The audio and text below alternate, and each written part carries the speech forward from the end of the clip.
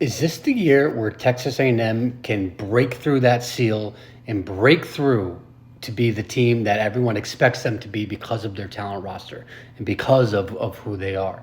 Or is it year one under Mike Elko? Is that still a little bit too early?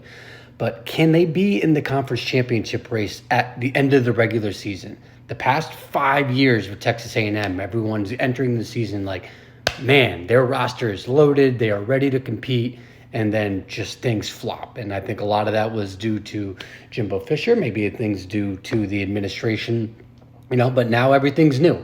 New roster, new head coach, new coaching staff. Can they break out and be that team that we have all hoped at Texas A&M can be? And in November, be competing for that conference championship. They haven't been able to do it. They have all the tools to do it. Can they do it this year? So you have to give a testament to how well, Jimbo and A&M have recruited. Like, their roster is just littered with 4 stars and 5 stars. Even still, even with Jimbo getting fired, even with a mass exodus of their record-breaking 2022 class, like even taking in a bunch of additional transfers that were lesser quality than that had exited, even with Mike Elko coming in, like A&M still has the 4th best roster in terms of the blue chip ratio, which you'll see here that Bud Elliott puts out. So, this roster is loaded.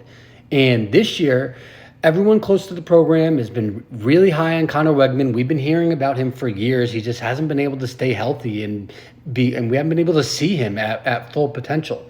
So, if he's able to stay healthy this year, what's that going to mean for A&M? You got Moose Muhammad coming back. They massacred the transfer portal this year. They're 4th in the transfer portal rankings. That's mostly by volume. They took on 28. But there were some gems in that class as well. In this class, they have Nick Scourton from Purdue, who's one of the best edge rushers that entered the transfer portal. They have Des Ricks, the cornerback from Bama. Now, they did lose a lot of quality guys as well. Obviously, Walter Nolan, they lost. Evan Stewart. If they had kept Evan Stewart along with Moose Muhammad, man, that would have been a really dangerous receiving threat. Obviously, they lost LT Overton, Fadil Diggs. So they lost some good guys, but they did bring in a lot, and they still do have a lot on their roster. That is just, as you can see here with their blue chip ratio, 79% of 4 and 5 stars. So they are loaded. Now, this year they have an 8.5 win game total. That's kind of where they hovered around the past 3-4 years or so. So we'll see how they manage here. They have a pretty favorable SEC schedule. So obviously they open up with Notre Dame at Kyle Field. It's a coin flip game right now. I think A&M is favored by 1, so it's a toss up. But in SEC play, they miss Bama, they miss Georgia, they miss Tennessee, they miss Oklahoma, they miss Ole Miss. So they miss a lot of the really top-heavy teams in the SEC. So can Mike Elko, with his squad, take advantage of a favorable SEC schedule this year and get Texas A&M as a program to where the fan base, the administrator, where everyone has really wanted them to be? Can they do that? They have the talent to be competitive in the SEC, obviously. They brought in Colin Klein from K-State as an offensive coordinator.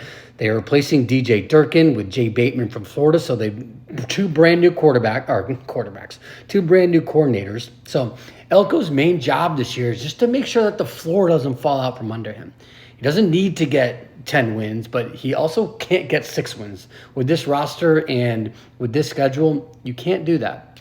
So there's not much continuity with this team. Again, brand new roster, brand new coaching staff. Elko just needs to bring everyone and mesh everyone together. Let's see if he can take advantage of that, having history with Texas A&M, coming back to Texas A&M, and having a relatively favorable schedule. I think I would kind of set them around where their win total is, 8.5. I would kind of lean towards the over here just because I think that they have the potential to do so. But we'll see how it all plays out. Nonetheless, I'm excited for the Texas A&M program of where they're going and what their future looks for them. Gig 'em. Follow Big Body Ball on all socials, TikTok, Twitter, YouTube, Instagram, and check out the full video on the Big Body Ball CFB YouTube page.